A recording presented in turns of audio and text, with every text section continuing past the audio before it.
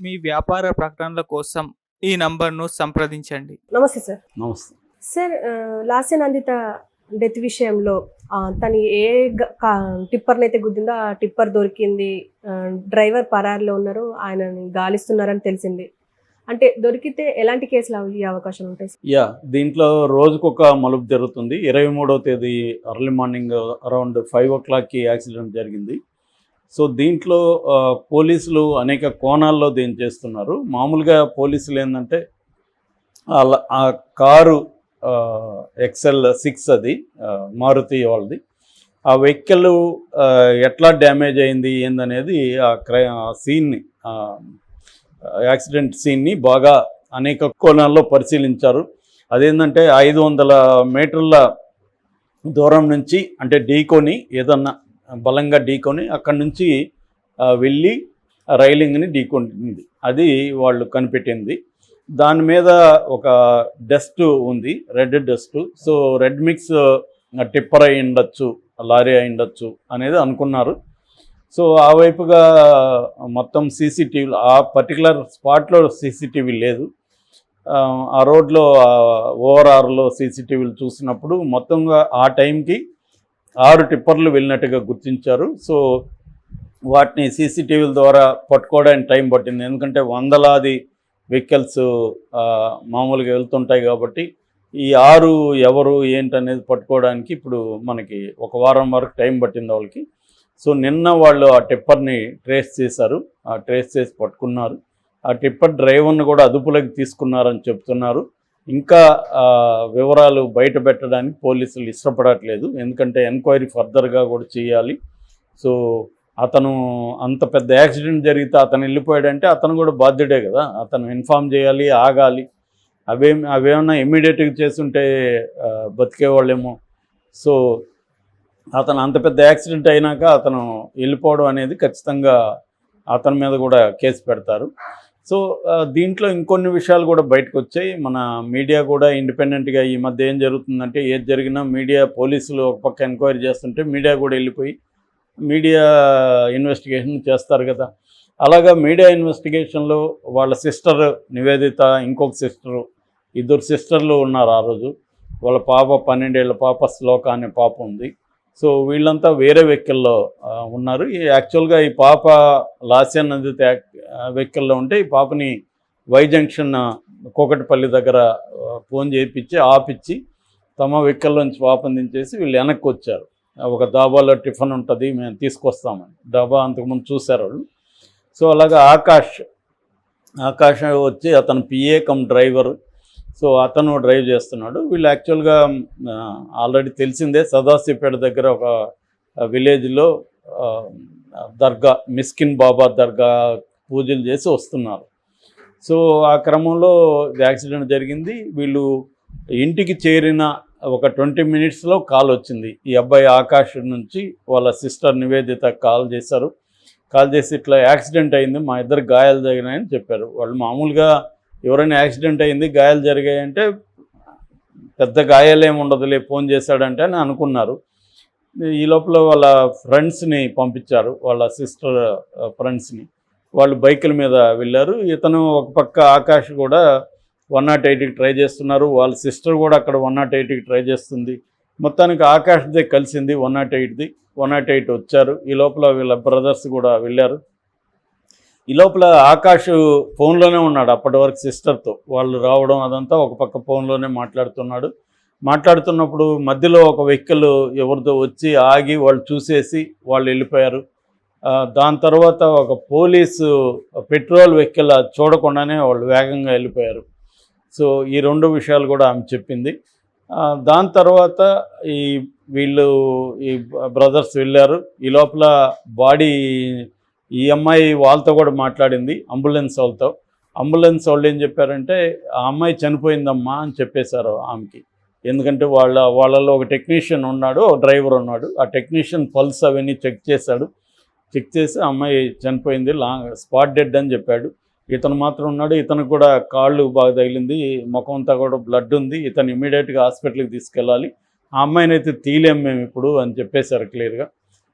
చెప్పినప్పుడు ఆమె వాళ్ళ సిస్టర్ లేదు మీరు మా వాళ్ళు వస్తున్నారు మీరు తీయండి అని చెప్తే ఈ లోపల బ్రదర్స్ వెళ్ళారు, వీళ్ళ ఫ్రెండ్స్ వెళ్ళితే ఈ లోపల ఒక వెహికల్ కూడా వచ్చింది, పోలీస్ పెట్రోల్ వెహికల్ కూడా. వాళ్ళందరూ కలిసి ఆ అమ్మాయిని కూడా తీశారు. ముందుగా అయితే వీళ్ళు ఆ అబ్బాయిని ఆకాష్ని హాస్పిటల్కి తీసుకెళ్ళిపోయారు. దాని తర్వాత ఈ బ్రదర్స్ వీళ్ళు కలిసి అమ్మాయిని చాలా టైం పట్టిందని చెప్తున్నారు, ఎందుకంటే బాగా ఇరుక్కుపోయింది ఆమె. అంటే ఇద్దరు కూడా ఫ్రంట్ సీటే కూర్చున్నారు, ఇతనేమో బెల్ట్ వేసుకున్నాడు, ఆమె వేసుకోలేదు. సో దానివల్ల జరిగింది కూడా ఆమె వైపు ఎక్కువ గుద్దుకున్నట్టుగా ఉంది. సో మొత్తంగా ఆమె బెల్ట్ లేదు కాబట్టి ఎదురుగా కొట్టుకోవడంతో రిబ్స్ మొత్తం నలిగిపోయినాయి. సో పళ్ళు ఆరు పళ్ళు ఊడిపోయినాయి, తొడ ఎముక ఇరిగిపోయింది. అలాగా సిచ్యువేషన్. ఇతనికి కూడా రిబ్స్ ఇరిగాయి, కానీ బెల్ట్ వేసుకోవడం వల్ల ఇతనికి ఎయిర్ బ్యాగ్ ఓపెన్ అయింది, అది సేవ్ చేసింది. ఆమె కూడా బెల్ట్ వేసుకుంటే ఎయిర్ బ్యాగ్ ఓపెన్ అయ్యిండేది, ఆమె గాయాలు ఉంటాయి కానీ చనిపోయిండేది కాదు. చాలామంది చేసే తప్పు ఏంటంటే బెల్ట్ వేసుకోరు, డ్రైవర్ వేసుకున్న పక్కన వాళ్ళు వేసుకోరు. ఒక్కొక్కసారి ఈ మధ్య కార్లలో అది వేసుకోకపోయినా అరుస్తూ ఉంటుంది కాబట్టి వాళ్ళు వెనక నుంచి దాన్ని ఇలా పెట్టి దాన్ని మోసం చేస్తుంటారు. దాన్ని మోసం చేసామనుకుంటారు కానీ అది మన ప్రాణాలకే ప్రమాదం. సో అనేక మంది చెప్తున్నా కూడా చాలామంది నేనే చూశాను, చాలామంది ప్రొఫెషనల్ డ్రైవర్స్ కూడా బెల్ట్ వేసుకోరు. ఒక ఆయన అయితే బెల్ట్ ఎందుకు వేసుకోరు అంటే నాకు అద్దరు చొక్కా నలిగిపోతుంది అన్నాడు. అలాంటి సిల్లి కారణాలతో బెల్ట్ వేసుకోకుండా ఉంటారనమాట.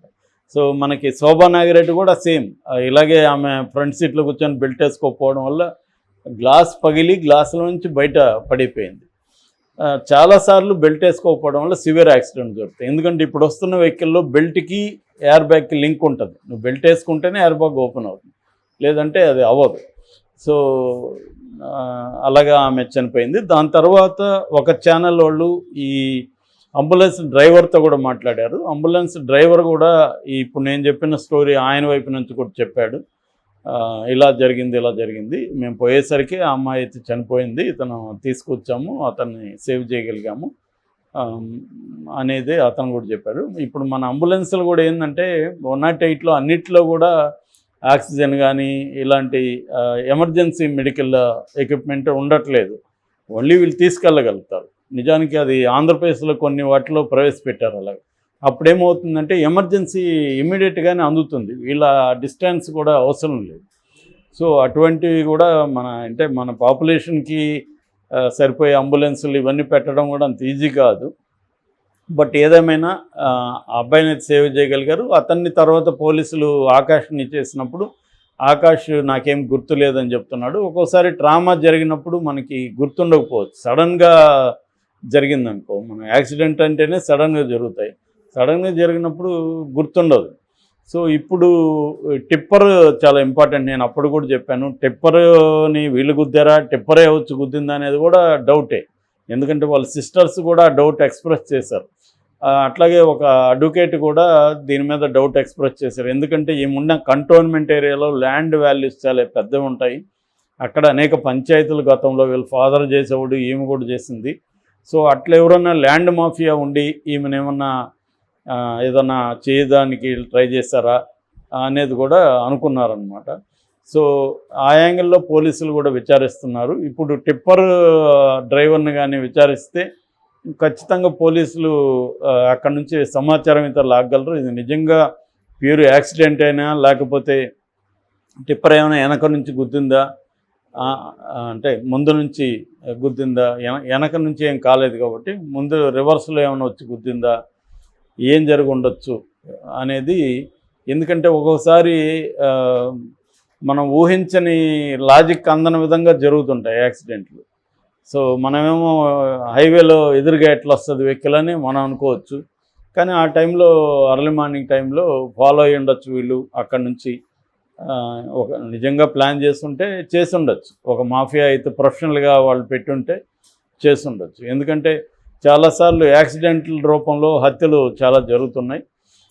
ఆ యాంగిల్లో ఏమన్నా కూడా జరగundొచ్చా అనేది కూడా పోలీసులు యాంగిల్ చేస్తున్నారు. అతన్ని కూడా ప్రశ్నిస్తున్నారు. ఎందుకంటే రాత్రంతా జర్నీ చేయడం వల్ల అతనికి నిద్రమత్తు వచ్చిందా, లేకపోతే అతను ఎవరైనా వెహికల్ వచ్చి ముందు గుద్దుంటే అతనికి ఐడియా రావాలి. ఒకవేళ మెమరీ ఇమ్మీడియట్గా రాకపోయినా మెల్లగా మెమరీ కూడా వస్తుంది. సో ఆకాష్ని ఇంకా విచారించాల్సి ఉంటుంది. ఈ టిప్పర్ డ్రైవర్ మీద చాలా విషయాలు ఆధారపడి ఉన్నాయి. అది నాకు తెలిసి ఈరోజు రేపట్లో బయటకు వచ్చేస్తాయి.